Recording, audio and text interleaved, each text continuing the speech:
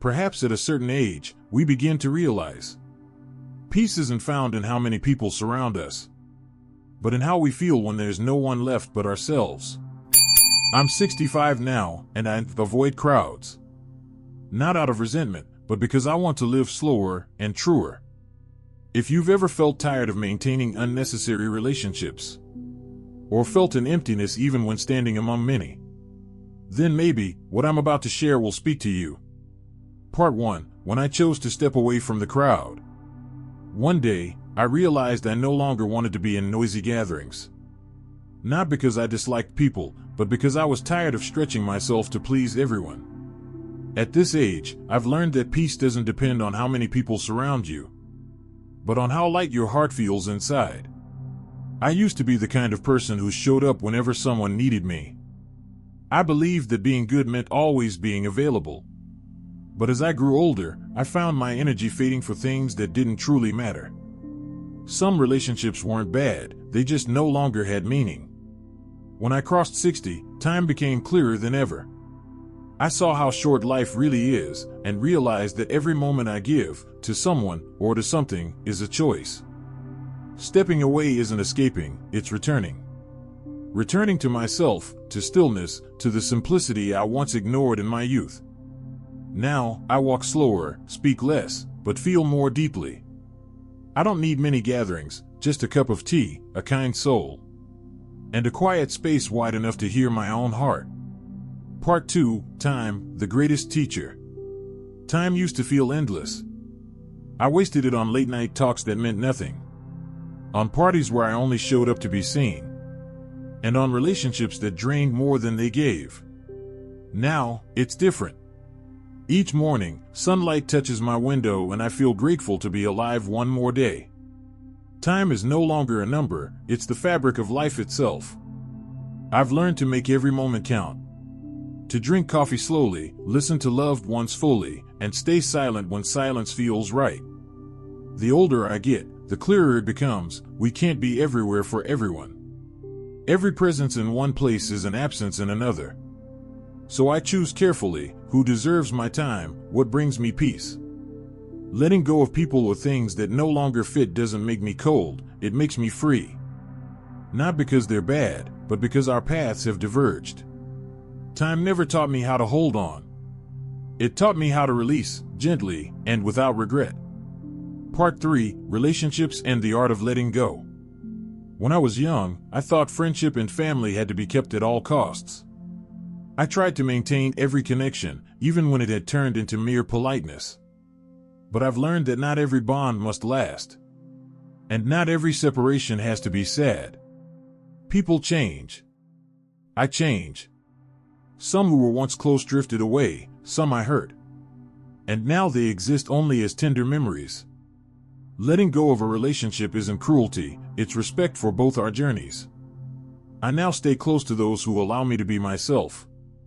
No pretending, no performing.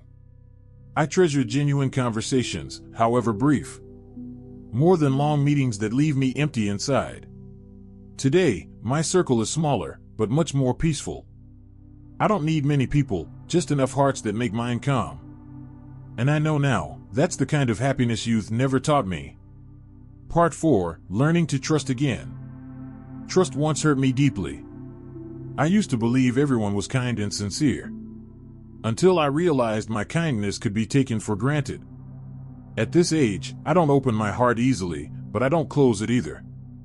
I've simply learned to choose who deserves trust and who should remain just an acquaintance. Most of all, I've learned to trust myself. Those small instincts I used to dismiss, now I know they're the voice of experience. When a relationship feels heavy, I stop. When something feels off, I step back. Trust, to me now, isn't giving everything. It's keeping peace for myself. I believe goodness doesn't need to be loud, and truth stands even without explanation. I trust less, but deeper. And that kind of trust lasts the longest. Part 5. The world is faster, and I've slowed down. I was born in a time when neighbors asked, "Have you eaten yet?" And people met face to face, not through screens. Now the world moves so fast, I sometimes feel left behind. Everyone's busy, rushing, living in an endless stream of notifications. I don't blame it, modern life has its blessings. But amid the noise, I choose slowness. I turn off notifications, and the noise too, so I can hear the wind, the birds, and my own heartbeat. I don't want to lose the warmth of simple things.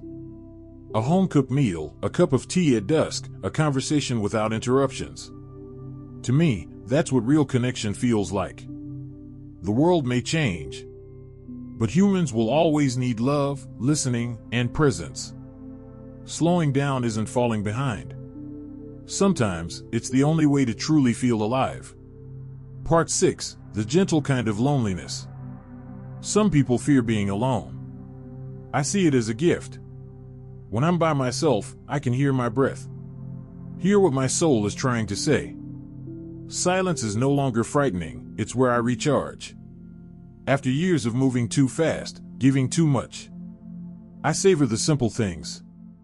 Sitting on the porch with tea, rereading old letters. Or just watching the sunset fade slowly over the rooftops. Loneliness, when understood right, isn't emptiness. It's space for the soul to grow. It teaches me what truly matters. And what merely distracts. Being alone doesn't make me feel lacking, it makes me feel complete. Complete, because I have myself. And the small, quiet world I've chosen to keep. Part 7, why I avoid some people. I used to think avoiding people was selfish. Now I know, it's self-protection. Some people bring light. They inspire you to be kind, to live well. But others drain you, fill you with negativity. Make you doubt yourself. At this age, I no longer argue, prove, or react. I simply stay silent and walk away. I avoid those who always complain, judge, or blame. I no longer spend time trying to fix anyone. Each of us has our own journey. And I only wish to walk beside those who respect the path of others. When I released toxic ties, my heart grew calmer, my sleep deeper, and joy returned naturally.